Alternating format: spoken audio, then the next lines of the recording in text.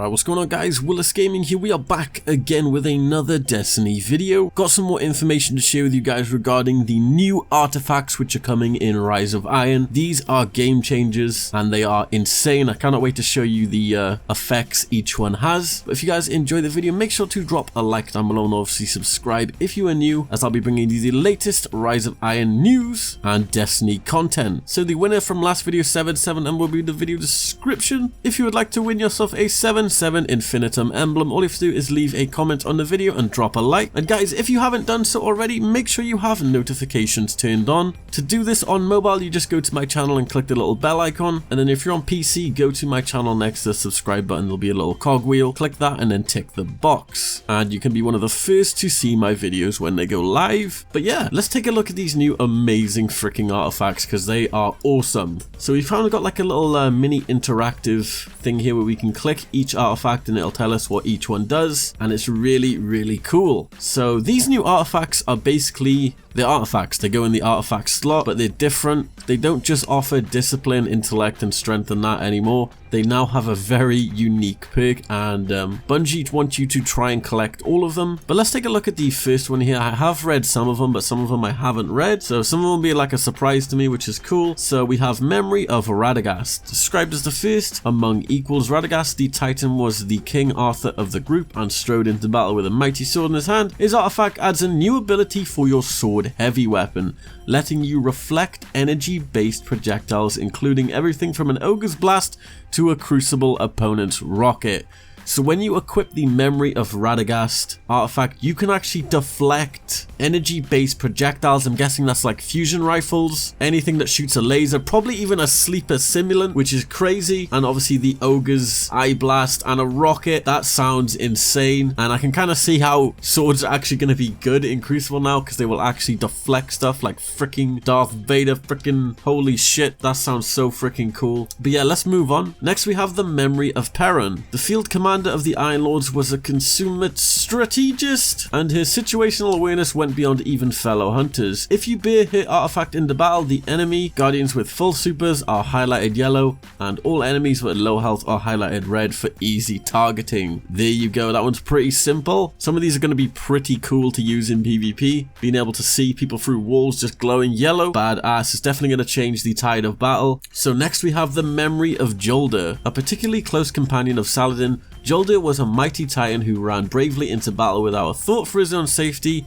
Her artifact bears an ability that many players have longed for since the game's launch. Ability to completely eliminate sprint cooldown, allowing your guardian to ceasingly charge ahead. So you can basically just keep sprinting forever. Insane. Moving on, we have the Memory of Scylla. Scylla was proud, wrathful and brilliant, and the architect of the Iron Temple that sits atop Felwinter Peak. He was a defense-oriented titan, always looking for a way to offer a better protection. As such, his artifact provides a unique ward, the ability to dramatically reduce any damage inflicted through damage over time dot effects. It should be a welcome deterrent, especially since the infamous Thorn hand cannon is returning in year 3. So this artifact will let you take less dot damage from grenades, the burning grenades, anything that ticks damage over time will be reduced when you have the Memory of Scylla artifact. Awesome. Moving on to the Memory of Felwinter. The great enigma of the Iron Lords, Felwinter was an Iron Lord with good intentions but sometimes questionable and unusual ways of interacting with the light. The Warlock discovered the mountaintop retreat that would become the Iron Lord's home.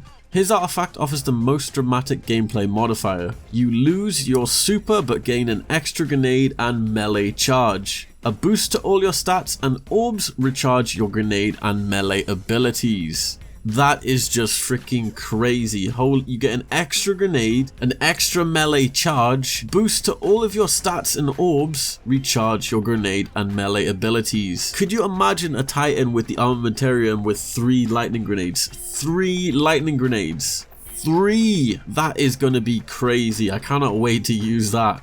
I don't know if any others can basically top that, because that is awesome. Moving on to the Memory of Galleon. The hunter named Galleon may have been a sullen pessimist, but a few doubted his assessments of the situation on the ground, no matter how dire. Guardians that would wield his artifact gain detailed radar at all times, and radar persists when aiming with primary weapons. So you basically get that fancy hunter radar, and you have a radar every time you aim your primary weapon. That is so freaking awesome. Moving on to the Memory of Scylla. If Radagast echoes the legends of Arthur, then Scylla is Merlin, the legendary battle bard, and the warlock inspired her allies with songs and wisdom. Guardians who follow her footsteps use her artifact to glow with inspiring light that speeds up super recharge rate for nearby allies. So this is basically the support artifact. This will let you get your allies super up quicker.